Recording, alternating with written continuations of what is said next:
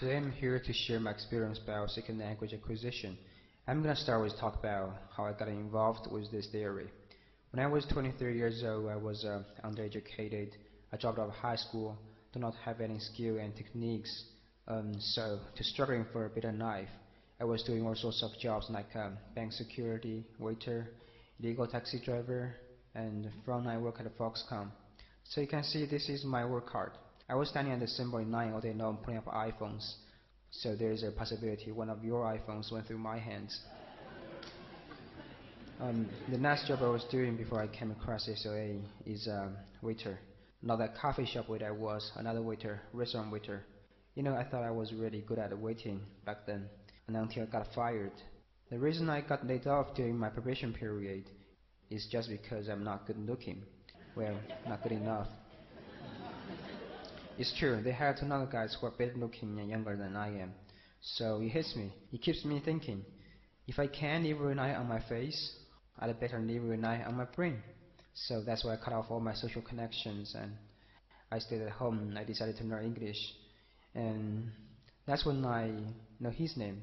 I want to see a show of hands if any one of you know him. Okay, a lot of you, thanks. Yeah, Dr. Stephen Krashen, Professor Emeritus at University of Southern California. That's when I get to know second language acquisition. That's when I understand there is a huge difference between learn and acquire. And I quote from Dr. Krashen, we acquire language in only one way, when we understand the messages. In other words, comprehensible input.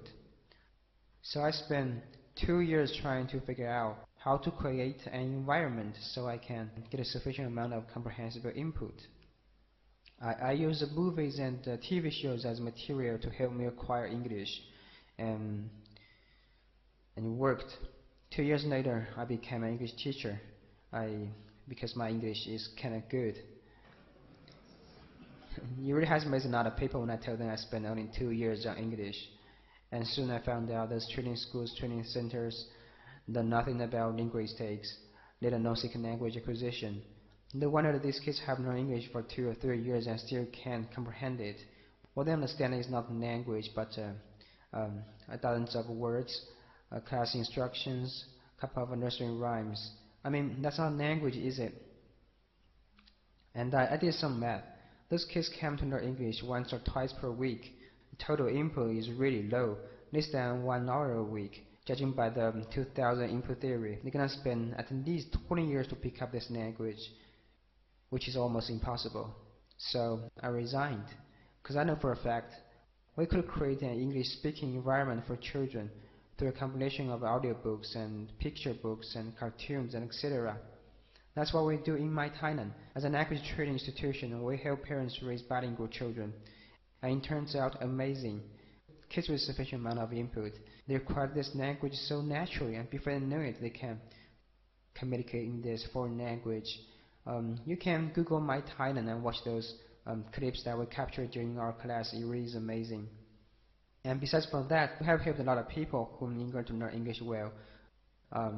You know, they don't know second language acquisition. They have no prior experiments, so they need someone to guide them. They need a role model. And I thought, yeah, that would be my pleasure.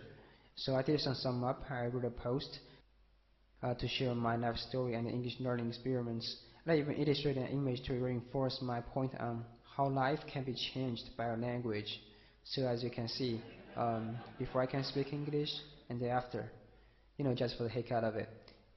Anyway, in that post I put forward a theory, which I called multi-scenario input. Because when I acquire English, I found that I can only fully grasp a word when I came across with it, multiple scenarios in different places. It's just like when we getting to know someone. We don't know them at first meeting, right? We're familiar with them after we have met them several times in different places for different purposes. So basically it's the same. But there is a pain point that always bugged me. That is when I meet a word, I don't know when I'm going to meet it again. It's just like when you're walking down the street, then you saw a beautiful girl, then you stop and you look at her and you say, hi there. Then she walks by. Yeah, you got me on this, right? So basically it's the same. I know some might say, if you want to get to know a word, you can always Google it.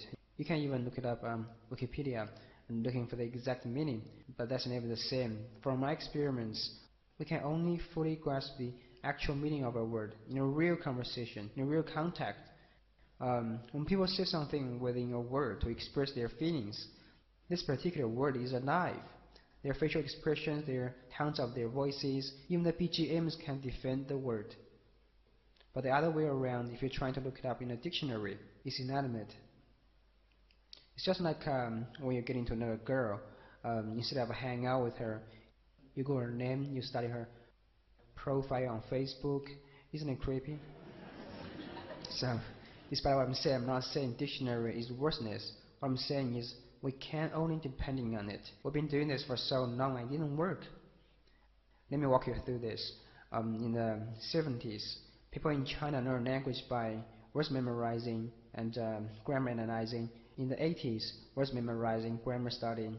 In the 90s, whole brain memorizing, whoa, and grammar analyzing. And 21st century, in addition to all the above, crazy English came along. People were crazy about English back then. They were yelling and shouting English words and sentences all day long, but we all know it didn't work.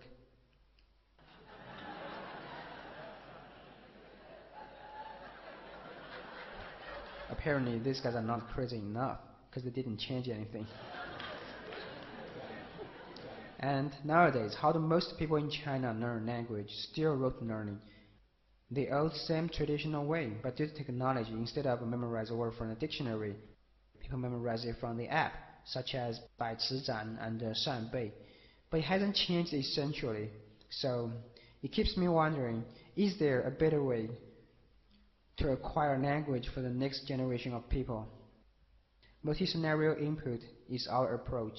We generate tens of thousands of movies and TV shows, so the genre is varied from all walks of life: political, economic, cultural, entertainment, you name it. So basically it's just like a corpus. We locate every word in the corpus, then we cut those clips out, we edit them, we put them together. At the end of the process, it becomes a video like this. Let's take a look. Weathering of the ice? Maybe. Could be a bacteria. Plagues and crop failures, diseases and disasters, which we now ascribe to bacteria and viruses. Hey, stop! That's careful! Do you have any idea what kind of bacteria lives in river water? Do you think that sick people aren't eating with this bacteria-infested silverware? That's been untouched by the pandemic, and yet severe enough to promote adaptive activity in bacteria. But he touches it. I mean, we both know that alien materials react negatively to human biology. The way white blood cells fight off bacteria or a virus. Yeah. Well, it's bacterial infection. So she was injected with a virus and bacteria. Bacteria acted as a booster so that the mutated virus would grow even more quickly. It's a botulinum toxin. Botulism? Yeah. Oh, actually, we do, right? I mean, we found bacteria in the victim's tooth that was transferred from your phone. Disgusting fact. Cell phones carry 10 times more bacteria than a toilet seat. Your wife is a fountain of information. Yeah. Among the bacteria we found was one called Candida albicans.